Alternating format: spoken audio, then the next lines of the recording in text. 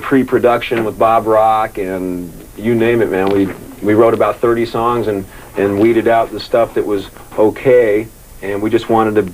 We were tired of buying records and you know, you listen to 2 songs and you chuck it across the room, and man, that's just a bummer. And we were going, look, we got to get 10 happening songs on this record. So we wrote and wrote and wrote until we were blue, and I think we came up with 10 happening tunes. How did you end up in Vancouver?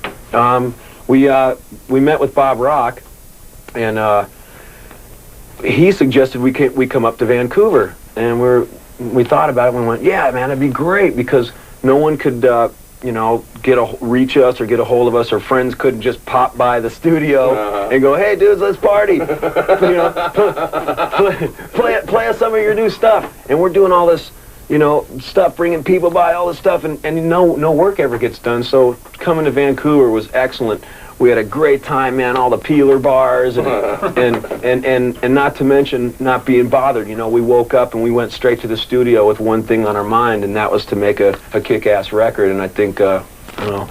Well, I mean, your fans were just nuts in Vancouver, weren't they? It was the first time that they'd gone crazy at Little Mountain Sound with spray painting all over the place. You know, yeah, was that neat or what? Yeah, it was cool. The studio owner said, you know, we've had Bon Jovi in here and Aerosmith and named a few other bands, and they go, never, ever has this place been spray painted on and just graffiti in the front doors, and they had guys out there painting on it every other day to get all that stuff off the walls, and we tore it up, man. It was great. When you got there, were there like people waiting for you and stuff? Yeah, I guess they knew in the press we told people we were coming to Vancouver to do the record, but I don't think we ever mentioned Little Mountain. I guess that's where everybody just people goes. Sort of know that's where the action is, because we've heard in the last little while that the band really was trying to get some stuff together, and Nicky's talked about this, and cutting out some of the vices and the excesses and really getting down to work, because it was getting in the way. Is that true? Yeah, that's definitely true.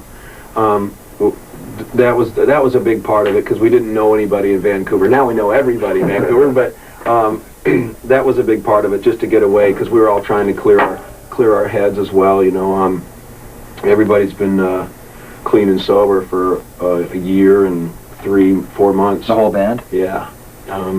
So, you know, I hate talking about that stuff. It's just something that, you know, we had to do as a band, because if we didn't do it, Motley Crue wouldn't be continuing to make great music. And was it getting that out of hand? Yeah, well, yeah, it was just definitely getting out of hand. You know, we had to cancel the European leg of the tour. You know, even if it's a person or a thing that's getting in the way of your dreams or your goals that you've set, and this thing is in the way, man, it's like, get that out of here, you know. Or if it was a person, you know, I'd like call security and have them remove them.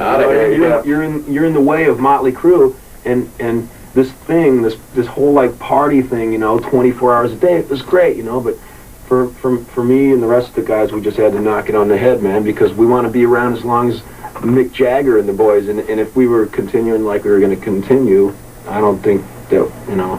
And it's not something that you're preaching about now, right? It's just, you did what you had to do for the band and for yourselves. Yeah. And you've also made a point of saying that it's not something that's going to get in the way of the band kicking ass. I mean, some people say, oh, they're clean and sober, they must be wimping out. But not a chance here. No way. As a matter of fact, it's probably gotten, you know, even a little raunchier since then. It has. It definitely has. Now we've just, I mean, instead of focusing on what we're going to do tonight, hey, well, what, you know, like getting things lined up to go get stupid, you know, we're spending more time getting things lined up for writing songs or you know, doing a video or like doing Motley Crue stuff instead of sleeping all day. You know, it's like, well, it's cool, you know.